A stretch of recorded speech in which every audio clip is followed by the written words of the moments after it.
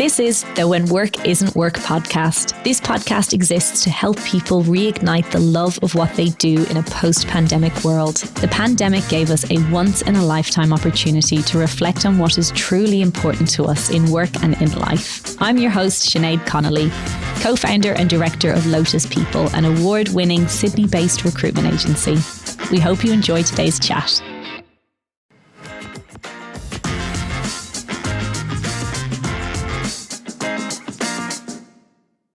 I am so excited to welcome Ez Khan to the podcast today.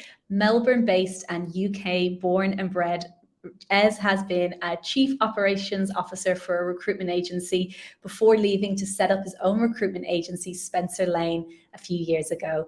Ez is focused on working smarter, not harder, and his ability to systemize and to automate is absolutely fascinating to me. He has built a huge following within the recruitment industry, and particularly on LinkedIn, and he is very much disrupting our old school and standard ways of working. More recently, he has co-founded a business with my Lotus co-founder and best friend, Laura Hopes, called HumeScope, a consultancy and training business to the recruitment industry in Australia.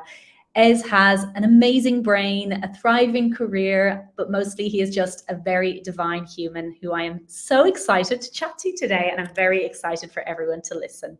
So Ez, welcome to the podcast. What an intro. Oh, I love that. I want to hear that every morning.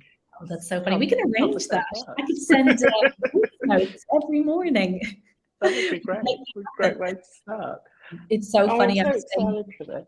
Oh, and I'm so excited for you to be here. But I do feel like I've put you in a difficult situation because I have not done the podcast. We are on an unplanned hiatus of a couple of months due to my extended sinus infection, the world being crazy, life being busy, and it's been the biggest niggle and cause of anxiety for me, the fact that I've neglected my poor podcast baby. But I also might be quite rusty. So you're going to have a interviewer who's going to be like, okay, how do I do this again? You know what? I'm the exact same. So Laura, when she went on mat leave, we sort of paused on our podcast recording. So I haven't done a poddy for a few months. So we're kind of like freshies, newbies to this.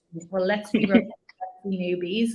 We obviously know each other well, and I said to you before, I reckon I'm going to learn a lot today because I don't know a huge amount about your career history. I know you as I know you. I've known you for years, and I know you in the world and the context of which we've met over the last few years in our industry, and obviously with mutual friends and all the rest of it, but we haven't probably delved into all of the history. So I'm really excited. Before we go into the background, can you give us all a bit of an overview of your career and role as it is today? Yeah. So cut me off if I'm going off on a tangent, Ed. Feel free to. But overarchingly, so my career, I'm from the UK, originally from Birmingham. Started my career in a property development business. I absolutely love that role. We were managing classic country homes all across the UK. We had a yacht out in Greece. We did a lot of weddings and sort of events through the property. So it was an amazing role. It's very much people focused, organising weddings, organising caterers. It was just all encompassing. And then the crash happened in the UK. And it just so coincided at the time one of our staff on the yacht in Greece was on the yacht in the middle of the night, brought friends over, wasn't meant to be on the yacht. They were smoking on the yacht and it sank. So we got this call in the morning. The business was already going through a whole heap of hell. And then we got a call saying the yacht's at the bottom of the harbour, it was docked, and then it was just an insurance battle and they just refused to pay out because we shouldn't have had someone on the yacht at the time. Anyway, so the business was going through this massive, horrible period. And the owner was sort of talking about letting staff go. And I was just like, I'm probably your biggest cost center and you can now run the business without me. So I'll sort of bow out so you can keep a few staff. So I did that. I had no idea what I was going to do next because it's such a weird and unique role. And just walked into a recruitment agency. And story. Walked into a recruitment agency. Sounds like the beginning of a bad joke, and suddenly we all It is, isn't it? And then 20 years later, still in it. We're the butt of the joke 20 years later. But at the time in Birmingham, it was really hard to get a job. No one was really hiring. The agency that I walked into said they would love to have me, but they couldn't afford it. It was a small branch of 6 people. And at the time I was like, look, I'll do an internship. I'll come do it for free for a few months. And thankfully they said yes. So I just absolutely powered on in, going, I need to make this work because it seems quite fun. And after a few weeks, they offered me a role. And that was it. It was in recruitment. I was supporting a high-performing consultant, worked with her. She was amazing. She taught me so much. And then I sort of stayed in recruitment and moved to Wimbledon, did, again, recruitment there on the temp desk for a number of years. And then on a rainy Tuesday, driving into the office, I was just like, I'm done. I can't actually do living in London anymore. I was like working 6 days a week. I was doing high volume temp recruitment. So I'd have like intakes on a Saturday, have like 30 people come in filling in registration forms. And then I'd do group interviews to whittle it down to 10. So it was hectic.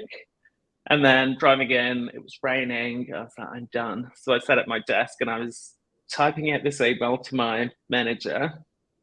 And she looked over and she's like, and she called me Queenie, which I loved. I love it. So cute. She's like, Queenie, you're not quitting today. And I was like, what? And she's like, you're not quitting today. I can see it in your face. So we had a meeting and I was like, I'm just done. I need to I know there's something else out there for me and it's not in London. So she kept my job open and she's like, when do you want to leave? And I'm like, this week. So I finished up at the end of that week, packed the car up, went camping around Europe. So I did that for a few months and it was epic. It was just phenomenal. It just felt so free. And then after a few months, kind of ran out of cash, went to Asia, thought it would be cheaper. Again, ran out of cash a few months later over Christmas and still wasn't ready to go back. And then a friend of mine was like, just go to Australia, do a bit of temp work and you can carry on traveling. I'm like, yeah, sure, that sounds amazing. So the minute I landed, I'd emailed a few agencies and one of them had responded straight away saying, please call us when you get here. So I interviewed with them the day I arrived and a couple of days later, they offered me the role and surprisingly, they were offering sponsorship. I thought, wow, this is amazing. And I'll just do it and maybe it will work, maybe it won't, and then I'll carry on traveling. And then I stayed with them for a year or so doing architecture recruitment and just kind of felt like recruitment, something I'd been doing it for too long, it felt like, and there was no evolution. And so I joined a business as their operations manager. Training and QA manager was my first title in that recruitment agency and was with that business for 4 years, progressed a few sort of rungs within that time, and I ended up as their COO. And then after 4 years, like a lot of Brits, I got my visa approved, but my permanent residency, and having been in so many different agency environments and seeing what went well, but actually more importantly, what wasn't working, I just thought, now's the time. So when I got my visa through that day, I pulled the MD aside and said, look, I know we've talked about me leaving. I've told you I'm potentially opening my business. I'm going to do it. My visa just came through. So, amazing. And then started Spencer Lane recruitment agency, was terrified, had absolutely no backing, had not prepared for it because I wasn't expecting my visa to come through so quickly. I thought it would take a year and it actually only took a month. And so wow. I hadn't actually. Yeah, wow. But because of that moment where I'd been thinking about starting my agency and then the visa coming through, and I was like, well, it's now or never. I can sit here and do this job for another year or two and save up and plan. And I was like, well, actually, you just need to take the first step and I will work it out. When the motivation for me, the biggest motivation was I literally didn't have any savings. I was like, I have to make this work. Of course, if there's any impetus to motivation, it's the fact that there's no money in the bank. And how long had you been in Australia at this point when you sort of settled in? I had been 5 years in Australia at the time. Yeah, and it sounds like a similar story to the Lotus story in that I guess in a different way, we went out and sought investment and sought business partners, because we weren't in a position where we had money in the bank, and we're sort of not at that stage and hadn't done the years of planning. Similar to you, it was like this: we passion, drive, we know what we want to achieve. And so we kind of went a different direction, but it was similar in that it was a case of, look, it's now or never. Let's make this happen. So talk me through, I guess, the thinking around, because I think there's always a trigger moment when you're sitting in an agency, you're seeing what's happening, what's being done well, or sitting in a business, you're seeing what's being done well, you see what's being done badly. What for you was the trigger or the catalyst for saying, other than the visa, of course, but not many people get their visa and go, now I'm going to start a business? Yeah, I think it was. I remember this pivotal moment, and it was a few months before getting my visa. And it was a team building event, and the business was doing really, really well. I started them when there were 20 staff, and we grew that to close to 50 across 3 offices. So the business is doing well. I'm doing crazy hours. I'm now their COO, and it's amazing. And I was like, yes, I've kind of made it. And it was being announced to the whole business that I was going to move from ops director to COO. And so I thought, great, this is it. I've made it, but I've chucked in all of the hard yards. I've been working crazy hours, and I've made it. And I remember getting to the venue. We were at La Conda in Melbourne, booked at this amazing venue. It got announced, and I remember thinking, as soon as the dinner was over, shit, well, I don't actually want this. I'm like, I've been thinking about this for 4 years. Like, progressing my career, I really want to get to the top, and when I get there, it will make me happy. And I literally, it was after it was announced, dinner was had, we were drinking, and I've got a photo of me and my ops team standing with me, and it was kind of around that exact moment where I was like, shit, now what? I actually don't really, well, the job doesn't really change. I was already doing the job. And then I was like, that's it, I'm done. Like, there's nowhere else to go for me in this business. I've done everything that I can. And I'm competing against I was competing against the owners who had different visions for the business and how recruitment should be done. And what they were prioritizing wasn't what I wanted to prioritize. And I knew at that moment, I actually can't influence them. It's their business. They will prioritize what they want to. It's their lives, it's their money. They will do what they want to, and I just have to sort of toe the line and work within those confines. And at that moment, I said, I'm done. I can just do this on my own. That was the and in my head, I was like, it just doesn't need to be anything more than just me recruiting. Yeah, it's so funny that as you describe that, it makes me think of the trap that we all fall into of happiness is X. I will be happy when.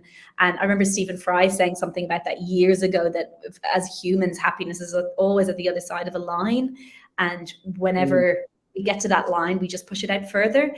And I think that's so true to so much of us in life. I will be happy when I have X, or when I get this job, or when I get married, or when I have a baby, or when I move overseas, or like we just create this sort of arbitrary success or model of success, which is something that we are striving towards. And even for you, that visceral, I can picture it, like you being in this kind of fancy room, this event to celebrate you, it's being announced, and you're going, is this it? And now I've done it. Spend so much time getting to that place, and then it's a case of going, but what's the next thing?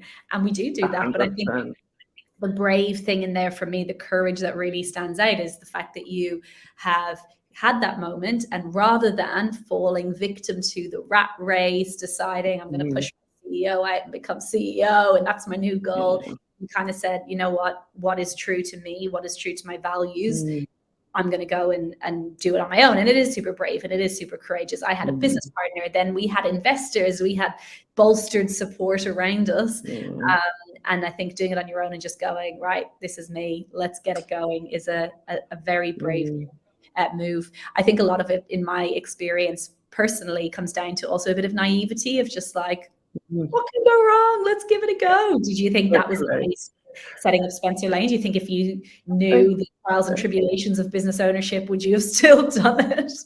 I still would have, because overarchingly, it's just a phenomenal experience. Just such an incredible experience. incredibly pressured, but I think done in the right way, it's great pressure. Yeah.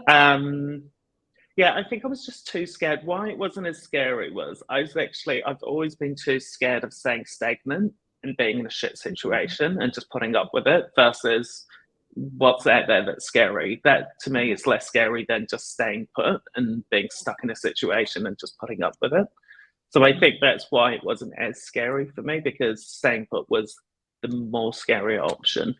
Yeah, that makes total sense. I think some people have a deep fear of, a deep fear of sort of life just staying the same and it being this kind of rinse and repeat on the merry-go-round, and that is scary. Some people, it's different brains, isn't it? Some people love the stability, the security, the safety of, I mean, perceived safety. I don't think there's safety in consistency really, and no change. But yeah, I do think that is something that a lot of people crave. But it's also like when you know that's not for you, it's a very, very good move to take action on it quickly. And so, with Spencer Lane, what year did you open that? Oh God, 4 years ago. I can't remember what year.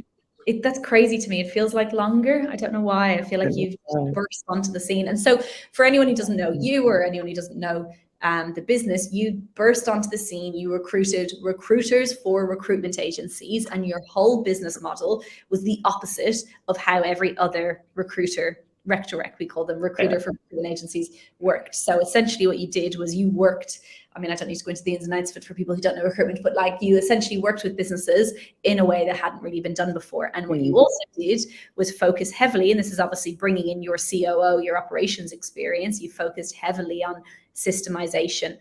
I think what you've done has been, like, I know for me and what I model, I look at you as a role model for Lotus, and I want to be able to have that level of systemization and forward thinking, innovation and tech to be able to make what we do a lot easier is essentially what you do. Talk me through the decision of that being the basis for the business and it being very different and disrupting the old model and very different to current existing businesses in that space. I think the biggest one for me, and I had a few people that I lent on as advisors when I started the business. I was like, this is the model. It's going to be completely, and for those who don't know recruitment, I won't go into the internet, but it was a very on its head model. Yeah. And I remember every one of those advisors were like, no one's going to pay for this. They're not going to pay you retained fees. It's not going to work, blah, blah, blah, blah, blah. And in my head, I was like, oh, challenge, I can definitely make this work because I was a client of these people previously and I had so many pain points of the service that was currently being offered, so I can make this work. So it was funny having to push against the advisors and go, I'm going to do it anyway. And then just using my experience, having seen so many recruiters, and we had so many amazing recruiters in the last agency that I was managing, but I was very much working, me and the CFO were incredibly close. So he and I would have weekly meetings where we would go pinpointing on the numbers, every single activity level, what emails were being sent, how were people being engaged with, and we came up with a financial modeling system. It was quite arbitrary on Excel, but it was very complex. So we'd punch in all these numbers, and he and I, between us, I kid you not, give or take $5,000, we could tell the owner of that agency how much money we were going to build that quarter. Give or take 5,000 every single quarter for 2 years. We'd be like, this is how much money we're going to make based on the stats that we're seeing. And having that level of insight and just seeing that month in, month out, it's like, this is glaringly obvious that people are wasting so much time on monotonous tasks and they're not utilizing the tools that they have and that we've paid for and that we've trained them on. It was just quite an old school, we've always done it this way and we've seen success, so we're just going to continue doing it. And it broke my heart just looking at them. I was like, you could be so much more successful. You could be enjoying your jobs a lot better if you actually just implemented some change and were open to sort of an L&D mindset, but they weren't. And so I took all of that experience, all of the negatives, which sounds quite bad, but all of the negatives that I'd seen in the past few agencies and how people have been doing things. I'm like, cool, from day one, it's completely the new model. There's Yeah. no, we'll ease into this while the market sort of works out who we are. It's from day one, that's what we do. And we just stick very hard on that, and it will work because I genuinely believed in it.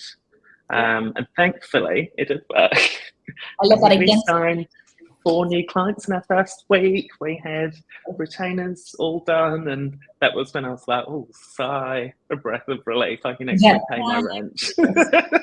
My advisors. And I think the thing with that, though, is that, like, even with your advisors, they're the ones who haven't done it, right? They might have done different things, they might have set up different businesses, but that idea was a very innovative and entrepreneurial idea, and it did disrupt an industry, and it was very, very kind of new, and it solved a lot of problems. I know for us, it solved problems for us, and you kind of, like any good business idea, you identify a major problem in an industry, and then you come up with a solution to fix it, which I think is amazing. And so obviously the business is going really well. As you're growing the business, you've lent heavily on LinkedIn for branding. LinkedIn, you're consistently on there. A lot of your clients, candidates through the iterations of your business and your new business, HumeScope, or newish. I suppose HumeScope is a couple of years old now, but you do use LinkedIn a lot. So was that a conscious decision? Talk me through a bit about sort of the reliance on LinkedIn for personal branding and how successful that's been. It's funny because I never, if you look back at my LinkedIn 4 years ago, I'd probably post once a year. Yeah, and that was it. I never used it. I knew how to use LinkedIn Recruiter, but I never really delved into it because I was in an ops focus role. And then starting Spencer Lane and doing a market map, which I think anyone starting a business absolutely needs to do their research on a market map. How big is your market? Where are they sitting? How do they engage? And doing that research and going, well, all of my market are recruitment agencies. Every single recruiter I know has a LinkedIn profile. Yep. They're all sourcing candidates on LinkedIn. That's where they sit. I don't need to be on Instagram, don't need to be on Facebook, don't need to be on anything else other than LinkedIn. That will be my biggest source. And so from day one, I was like, okay, set myself some targets. And my targets in the first few weeks literally were send 40 video intros to connections that I'd made. And literally I'd get in from 7 till 10. I gave myself to do 40 video intros, and I'd be in my little box room that I'd rented in the city. Didn't have any windows. It's pretty depressing. But I would literally hit record and go, hey, Sinead, Ez here from Spencer Lane. We're a rec agency, blah, blah, blah, blah, blah. And I would do that repetitively again and again and again for 3 months solid. But doing that every single day, and LinkedIn at the time didn't have a limit on how many connections you sent.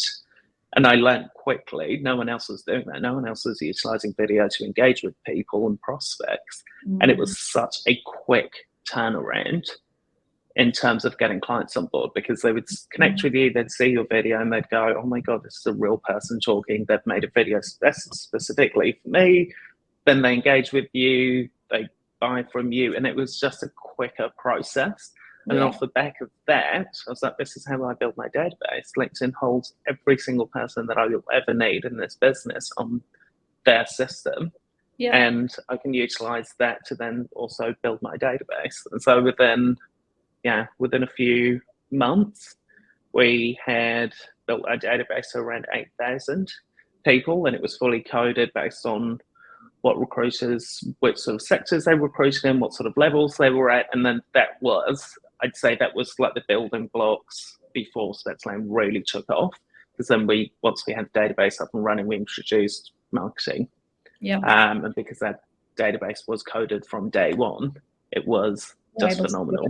Yeah. And I think, like, it's funny for people who know or don't know recruitment, using the database correctly and then using it for marketing isn't necessarily groundbreaking, but it's not done in our industry. And so you did come in and you did something that was very different, which resulted in a lot of success, which is amazing. And then from there, you're running Spencer Lane, you're going through all of that, and then you set up HumeScope with Laura, which is another training consultancy for the recruitment industry. You're focused on essentially doing what you did at Spencer Lane, which is creating a best practice agency. You now teach and train best practice recruitment processes and methodologies to the entire industry. So essentially, I think we can call you a serial entrepreneur because you now officially have multiple businesses. With the entrepreneurial brain, I mean, you do have an entrepreneurial brain. Your brain is amazing. I love sitting down with you. Every time I pick your brains on things for Lotus, my brain like explodes with how much opportunity I see and how much I want to learn from you. What are the downsides of that entrepreneurial brain? Like, where are the bits that you sort of, in having a couple of businesses and figuring out where to spend your time? Like, there are obviously kind of the ups and downs. Like, the consistency of what you were doing before is amazing, but of course, there's always going to be things that throw that out. There's a few downsides which I've learned over the last few years. And I think it is, you mentioned something earlier, is falling into that trap. And after a few years in Switzerland, year one was amazing. I set out with the intention of, I just want this to be a lifestyle business. I want to go away on a holiday for 4 weeks of every quarter. And so I'd work 8 weeks stints and then I'd be away for 4 weeks. And I did that for a year and it was amazing.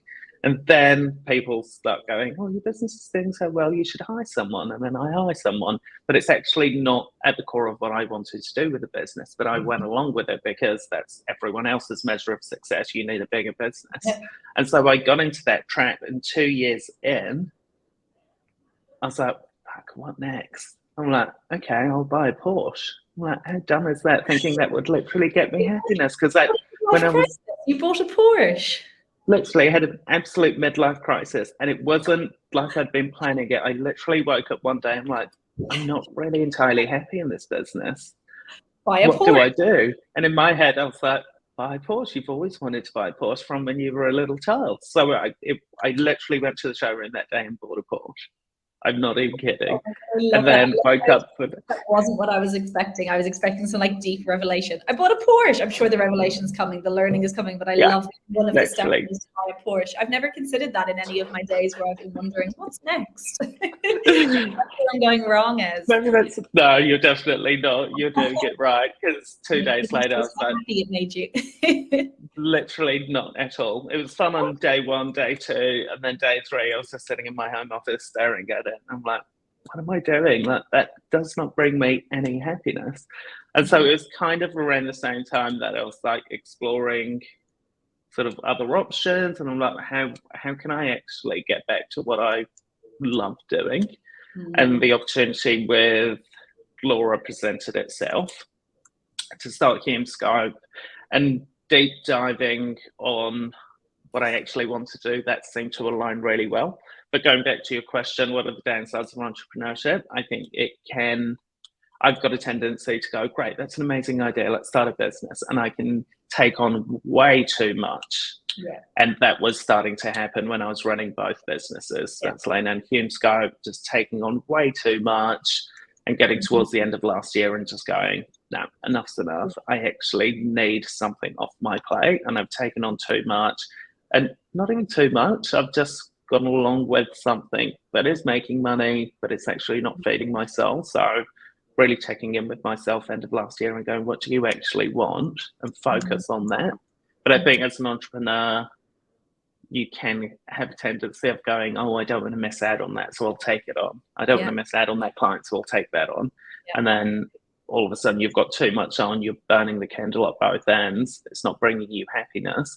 And if looking back on the reasons why I started the business, they're no longer in line with how you're running the business. And I think that ties in with my earlier comment about you being brave and courageous to even spot that and say, okay, this is actually the reality. Because I think we are taught to don't say no to an opportunity, say yes to everything. And I think particularly in the jobs that we have and in running a business, it's very you don't want to say no to things. Everything is like you're excited by all of it, but it just can lead to a place of burnout. And I know even for me, as you were talking, the last few months, I've had my dream job. Dave is a director in my business. He does a lot of the people management. I've been focusing in my CEO role as an advisor to both Brisbane and Sydney. I've been working on strategy. I've been looking at the marketing function, and I've been further removed from people than I ever have been. And I literally had a moment recently being like, oh my God, why do I do this? Like, where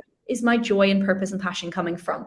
And I've literally gone back into the Sydney business a lot more, because I'm like, the thing that I absolutely adore, and I've always known this, is the people experience. It is the human contact and connection. It is the watching people grow and coaching and working closely with people. And it's so funny how, to your point, kind of thinking, where am I at? It's evolving. Like it's never just like, great, I got my dream role and that's me. It's like, no, there'll be constant in every job and every business and every business ownership, every person with a job, there'll be constant evolutions and iterations. And I think I can make the mistake of going, perfect, this is where I'm at now. And I know that that's not true, but in my brain, it's like, great, this is what I've been working towards for 8 years. I've got my dream job. I miss people. Can I have more FaceTime? Can I be in the office more? Will you kick me out if I come back more? So it's brave to make that call. And was there an outcome to that sort of, I guess, it was. Towards the end of last year, it was literally, and I do this quite often, and I think everyone should, is reflection every quarter and go, what's actually worked well, what hasn't, where am I at personally, and looking at it from not just because I think a lot of people do this professionally, but not personally. And it's one and the same for me. I'm like, if you're not happy in your personal life, you'll rarely do well in your professional life. So just looking at that, and I was like, I'm actually just not happy. And the thing that gives me joy is the training business, Hume-Scope. I love developing people. I love seeing them implement stuff. I love them when they're just ready to soak up everything you're going to teach them and they implement it and things work. And I love that aspect of recruitment. And Spence Lane, I absolutely adore that business. It was my first ever baby, but it wasn't giving me actual joy anymore. The hands-on recruiting wasn't giving me actual joy anymore. And so towards the end of last year, I made the decision to exit the business and remain as a small shareholder. But my business partner then took it over at the start of this year. And it was a daunting decision, but just similar to when I left my last business and started my own business, I was too scared of staying stagnant and just doing something that wasn't actually in line with me and what I valued and how I found joy in the world. And so making that decision was a little bit scary, and it was sort of, I kind of have known this for a year that I don't want to do this, but I've just been playing along with it. But recognizing that and going, okay, this has been going on for a year, you need to do something and take action. And so transitioning from that to just being a small shareholder and being an advisor to the business and then focusing all my time on Hume-Scope, it is just night and day, like literally. And people have said this to me since, they're like, every time you talked about Hume-Scope, we could see you smiling, and it was like a lot of energy. And then you would talk about Spence Lane, and it was just a little bit more subdued. And I'm like, it's absolutely the case, because it wasn't bringing me a deep sense of joy, satisfaction anymore. And recognizing that, I'm so glad that that happened in December. Because life's way too short. And I'm like, just focus on things that you're very good at and actually give you joy, because you'll do them incredibly well and you'll do them with passion, and you will see success because you are passionate about it, and people can sense that, and it's infectious. That passion is so infectious. 100%. And it's working in flow. It's working in flow with your strengths. It's working in flow with your dharma, what you love, what you enjoy doing, what you feel like you were, when you feel like you are just completely in flow with what you're good at, that's when satisfaction comes and you feel like you're making a difference. That is huge. Congratulations. Very exciting, very much a new next phase. And look, again, I feel like this is the thread that I keep honing in on, but it's so courageous to do that. And people don't walk away from businesses that are making good money often. The things there, such as everything we spoke about earlier, feeling, whether it's ego, whether it's feeling like that's what happens is, whether it's achievement, whether it's how things look, whether it's financials and the feeling of a scarcity mindset. I won't make this again. This is it for me. This is the only way I'm going to make good money. And I think throwing all of that out the window and as you said, focusing on reflection and really looking back and going, okay, what's working, what isn't, and taking the time to do that is so crucial, because when you do throw it all out the window and you are courageous and you are brave, then you are, exactly as we've just said, working in flow and with an abundance, future-focused mindset. more things will come, more good things will come your way, and you know that you'll be able to replicate that on a bigger, greater scale because that level of passion and care has gone into it. So that's huge. Congratulations. 100%. Thank you, lovely. I love what you've just said, abundance mindset. I think that's so critical, and not having the scarcity mindset, because you can so easily, and to be fair, I did have moments in December where I was like, am I being stupid of walking away from a business that's making money? And I'm like, absolutely not. No, just, it's not your passion, it's not your joy anymore. Walk away. You will make far greater waves somewhere else because you'll be passionate about it. But I can see how that would then keep you tethered to somewhere. And I've seen this with recruiters where they absolutely hate their jobs, but they're tethered in with the business because they make good money, and so they just can't kind of do it. They second guess themselves whether they can replicate that somewhere else, and so they stay put and stagnant. And I can only imagine, I did it for a year last year. I can only imagine the toll that would take on you over a sustained period of time. Absolutely. And exactly as you say, it's one of those things where if you don't have for whatever reason, if you have financial commitments, or if you don't have the right mindset and you don't do it, it does result in stagnancy. And I think one of the things for me, as you said, around abundance mindset, it's one of the things that I notice in a lot of people I meet who I consider successful, and that's successful in wealth, it's successful in satisfaction at work, it's success in how they live their life, the choices they make, whether it's aligned to values. Like, that to me is success, not necessarily just materialistic success. That isn't success to me. I wouldn't look at someone with loads of nice things and a nice house and car and say, oh, they're so successful, if it didn't match in other areas. But if it all aligns and I truly see them as a successful person, in my life, in my experience, those people have really strong abundance mindsets. They know to walk away from something. And it's like Laura. Laura walked away from Lotus after a year of us setting up the business together, and she just went, "This isn't for me at the moment. I love the build. It's not for me. This next phase, this next stage is you. It's your baby. You've got this." And I know many people who've said that is the bravest thing I've ever seen in business. People don't just walk away from a beast that is at the pinnacle of about to become a really big thing. And she did. And it's so brave. It's because she had an abundance mindset. She said, I am resourceful. I will figure it out. Like you, she's set up multiple businesses since.